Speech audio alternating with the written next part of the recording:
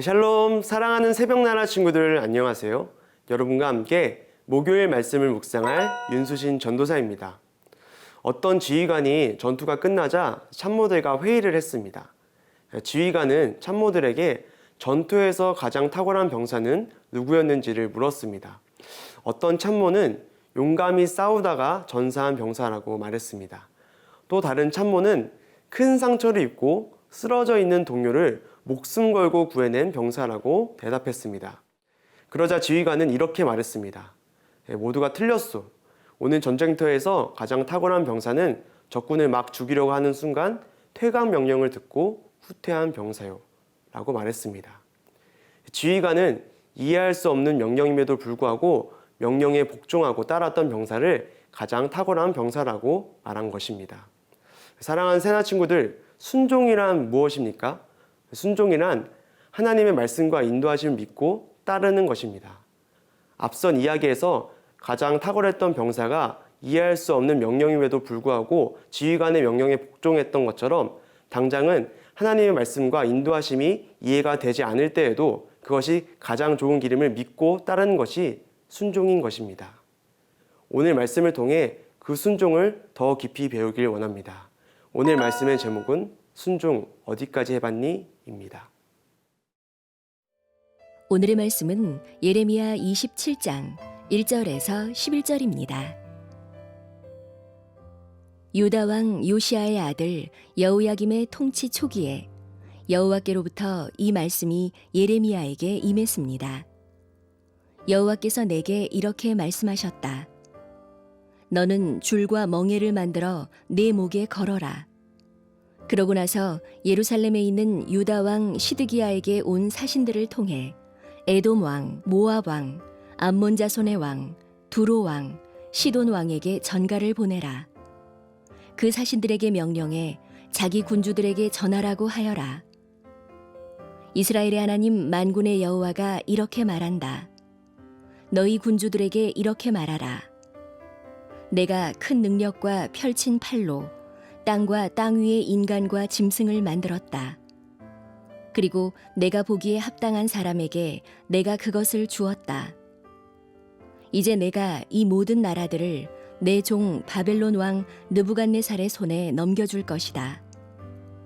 내가 또한 들짐승들을 그에게 주어 그를 섬기도록 할 것이다. 바벨론 땅이 멸망할 때가 오기까지 모든 민족들이 느부갓네살과 그의 아들과 그의 손자를 섬길 것이다.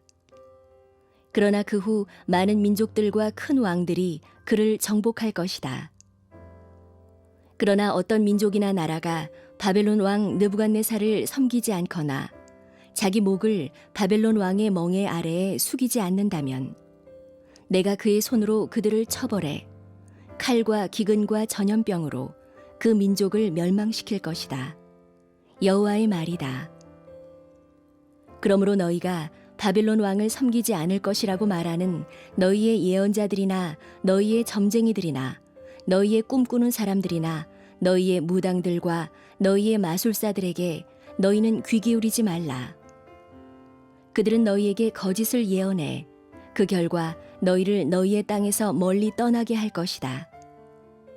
내가 너희를 쫓아낼 것이고 너희가 멸망할 것이다. 그러나 어떤 민족이라도 바벨론 왕의 멍에 아래에 자기 목을 숙이고 그를 섬긴다면 내가 그들을 자기의 땅에 남게 할 것이니 그들이 그 땅을 갈고 그곳에서 살 것이다. 여호와의 말이다. 하나님께서는 예레미야에게 임하셔서 장차 남유다 땅에 심판이 있을 것임을 경고하십니다. 함께 6절 말씀을 읽도록 하겠습니다. 이제 내가 이 모든 나라들을 내 종 바벨론 왕 느부갓네살의 손에 넘겨줄 것이다. 내가 또한 들짐승들을 그들에게 주어 그를 섬기도록 할 것이다. 장차 바벨론의 느부갓네살 왕이 일어나서 남유다는 물론 남유다와 연합한 여러 나라들을 쳐서 정복할 것입니다. 그리고 오랜 시간 그들을 통치하게 될 것입니다. 그런데 이 모든 것은 느부갓네살이 계획했고 실행했기 때문에 허락된 것이 아닙니다. 하나님께서 느부갓네살을 통해 움직이셨기 때문에 일어나는 것입니다. 새나 친구들, 우리의 삶 가운데는 수많은 고난과 역경이 찾아옵니다. 고난이 찾아오는 이유는 두 가지입니다. 나의 죄 때문에 고난이 다가올 때가 있습니다. 하나님께서 나를 죄에서 돌이키게 하시기 위해서 고난을 허락하시는 것입니다. 그러나 때론 우리가 죄를 짓지 않았음에도 불구하고 고난이 찾아올 때가 있습니다. 그 고난은 하나님께서 우리를 훈련하시기 위한 장치인 것입니다. 우리가 우리의 삶 가운데 왜 고난이 왔는지 분별할 수 있을 때도 있습니다. 하지만 그렇지 못할 때도 있습니다. 그러나 분명한 것은 어떠한 고난이든지 그 고난은 하나님께서 허락하신 고난이라는 것입니다. 그리고 더 분명한 것은 하나님께서 그 고난을 허락하심으로 우리를 성장시키기 원하신다는 것입니다. 사랑하는 새나 친구들, 상황 너머에 있는 하나님을 바라보십시오. 왜 나에게 이런 고난이 다가왔는지 생각하며 좌절하고 넘어지는 것이 아니라 이 상황을 통하여 하나님께서 내가 어떻게 변화되기를 원하신지를 깨닫게 되기를 원합니다. 지금은 다 이해할 수 없을 때라도 그 상황 너머에 계신 하나님을 바라보며 순종하는 모든 새나 친구들 되기를 소원합니다.